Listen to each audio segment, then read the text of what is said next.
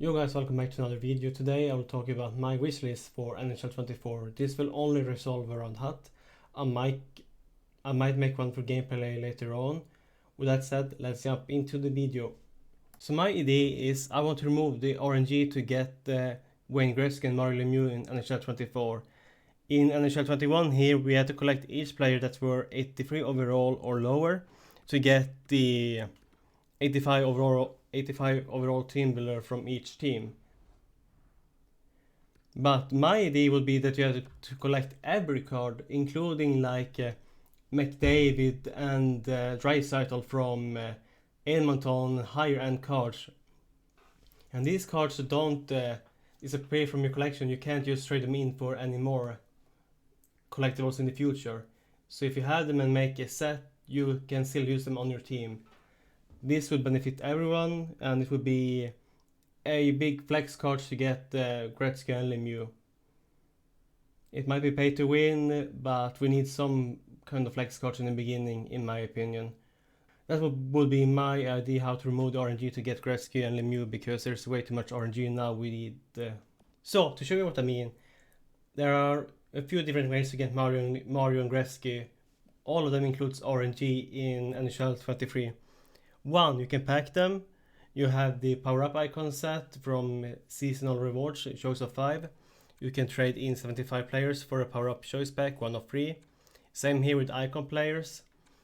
And you have one more here, you can trade in 5 icon players, 5 power-up icon players to get a choice pack again, which shows 1 of 3.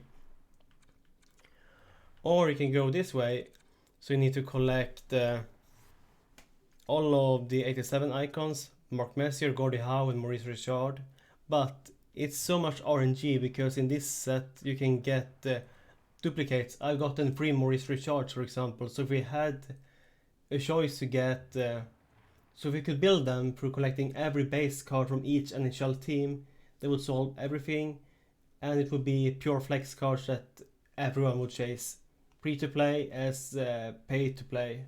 So we can stick around to NHL 23 here. They need to make rivals change again. So my suggestion to change rivals is to make it max 50 games a week, no matter what mode it is. So it's burst now 2-minute periods. Here you can play max 100 games before you can't get any more points. And that is way too much. It should be capped at 50, no matter what mode it is, to make it more fair to everyone, because we can look here, it's 26k to get to Diamond, and I read in the Division 1 players chat that you needed 60k to get to Ultimate in Division 1, just because it's 100 games. And 100 games in 1 week is way too much, in my opinion. 50 games would be better for everyone. So my next thing is practice mode in HUT. That would be the best way to test cards, because we can't try our cards we have. We can only go to practice mode in free skate in the main menu, and here it's the online versus ranking, so we can't use our HUT ranking. So for example, if I want to try the 94 MSP Anthony Manta, I can't try him because he's capped at 83, because it is online versus or franchise mode and offline ratings here. That needs to change. They can just implement it. I think I'm not a programmer, but I think it would be somewhat easy to implement. Just transfer it from the main menu, and also include it into the Hockey Ultimate Team. And here we can go over the objectives, the Milestone Objectives. So here my suggestion would be, instead of just getting coins, you get a choice of a free player. So for example, 10 shots on goal. You get a choice of 4 players. I might make a video about this later. So you get a choice of 4 players with the most shots in the game. So Alex Ovechkin, I think, is up there. Ray Bork, I also think, is up there, just to name a few players. And these cards might be stuck at 89 overall, or they go up in rating each month for free. And this will also be flex cards, which I don't see any issue with. This would benefit everyone to go and chase these cards. They might not be the best early on, but in the long run, it would benefit everyone to get some more cards that they can use if they decide to grind everything. So make hits, for example. They wouldn't be overpowered either. So take hit thing, for example. Luke Shan is leading hits in Defensive Man, and the same with Dustin Brown. He has the most hits, or among the top 4 in hits in NHL since 2005. So they're not known for their speed. They would have like 99 body checking with truculence, and they would hit everyone off the puck, hopefully. So it would be fun cards to use and not overpowered. And here, let's talk about squad battles as well a bit. I got max points 1 week. I did not get top 100, so my suggestion to change squad battles is, so if you get max points, everyone that gets max points gets the, let's say, rank 21 to 50 rewards. 1 ultimate pack, I think that's a Jumbo Elite pack, and something else at 50,000 coins. Everyone would grind squad battles, and if you decide to replay a game because you did not get max points, then you can't get the rewards, because if you replay it, there should be some kind of punishment to it, in my opinion. Or if this will be too much for EA to give up, because it's a lot of quality opportunities to get a really good card. Give us rank 50 to rank 100 rewards for everyone that gets max points. Jumbo NHL Players Pack, I think that is 40k coins and more players. We would get more tradable cards that would increase the market, and it would be easier to buy tradable MSPs from the market or other event cards, for example. So let's talk about leaderboard in Rivals. For now, there's no way to know how good of a player you are beating. Sure, you can see the Rivals record, but you can't see who they've beaten in the past, if they got unlucky, or if they are a newcomer that is extremely talented at the game. So my suggestion here would be to implement a leaderboard similar to online versus. So let's take a look at online versus. For example, let's take a look at my recent games here, and let's take this guy, for example. I played against him a few weeks ago, I think. So view recent games. I can see who he has played recently, and he played really good against a high rated player here. I have no clue how long ago I last played against him. So that would be really good, and we can also check the leaderboard to see who is top 100. That would be also good to see who has played the best and has the most Rivals points. Just so we can get a feel of who's the best player or who plays the most, just so we can admire them and learn from them more. Because they're really good if they have like a lot of Rivals points as well. So look at this guy, for example. He has played almost 1100 games. He has a CER rating of 1273. So this guy is a really good player then, of course. So we can get something similar to this in Hockey Ultimate Team. I don't see any issue with that. It would be really good. So let's talk a bit about the packs. We have had similar packs since NHL 20. This is from NHL 21. Sadly, I don't have NHL 20 on from the PlayStation Store because I have a disc, and I don't think that will read on my PlayStation 5, sadly. So the packs have been roughly the same since NHL 20.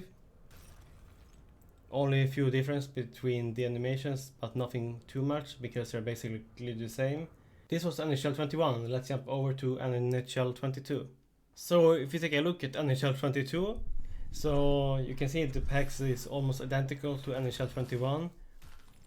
So the animations are exactly the same. And this was 2 years in a row they were roughly the same. And I don't like it's the same. It should be some kind of difference to it, in my opinion. So that was NHL 22. Let's jump over to NHL 23. So here we are in NHL 23, the current NHL game. So I'm just gonna close this pack after it because I'm not gonna choose any player just yet. So let's take a look at this animation. As you guys can see, it's the same as it has been for at least 3 years now since NHL 20. I'm sorry I could not show NHL 20 because I don't have the game on me right now. I could just show you 21 and 22. But the animations are exactly the same. So this needs to change. So this needs to change for NHL 24 in my opinion, so we get something new, not the same plain boring one. So let's take a look here at the team builders, because Kasperi Kapanen early on 8 overall has 90 speed and acceleration, and Larry Murphy, the fastest of the team builders, is the only one that has almost exact that could catch up to him. This needs to change in my opinion. They're roughly the same body build, so the team builders should be faster. Sure, it might be more pay to win, but the team builders of course are supposed to be the best in the game.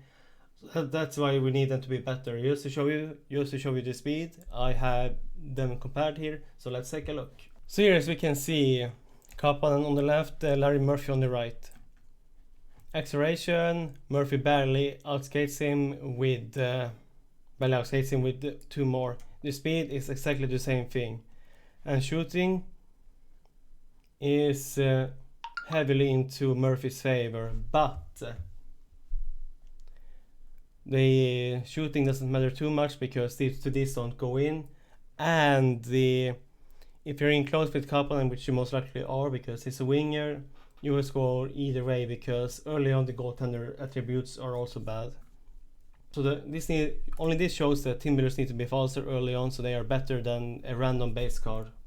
I have one more thing I want to talk about, and that is the Evo event. So let's talk about the Evo event. I'm using another YouTuber's video here just to show you guys through it, because I don't think I have a recording of this, so here we go. So my suggestion how to fix this, my suggestion on how to change the Evo event is you should be able to build any of the event cards as you want to. So for example, Rasmus Dahlin, he had an Evo card, but it was a random way to get him. So let's say you can get his base card and maybe 20 or 30 collectibles in this event, then you could build him without having to rely on the RNG factor. This will benefit everyone. People will drink more packs, I think, to get more trade fodder, so they can make more collectibles to make the player they want to. I personally regret I did not do anything here, because look at Noah Dobson, look at Rasmus Dahlin, look at William Nylander, or you cannot get them a certain way, all dependent on the RNG factor. That needs to be removed, in my opinion, completely from the game. And so there is one more thing that we need to get in Hockey Ultimate Team, and that is to change the X factor. So for example, let's look at Ovechkin here. We can change his synergies, but we can't change his abilities. Superstar abilities should not be able to get changed, in my opinion, on the X Factor cards or any card, but only on the X Factor card you should be able to change the zone ability, because that is the most impactful in the game, in my opinion. So let's look at his 94 clutch moment. He has no contest, so you should be able to change Ovechkin's 1T to no contest, in my opinion. That would be good change to show that the X Factor cards are the best in the game, so we can keep on upgrading them instead of, for example, using them for Team of the Season or Team of the Year cards. That was it for the video, guys. If you liked the video, please hit like and subscribe, and I will see you guys in the next one. Have a good one.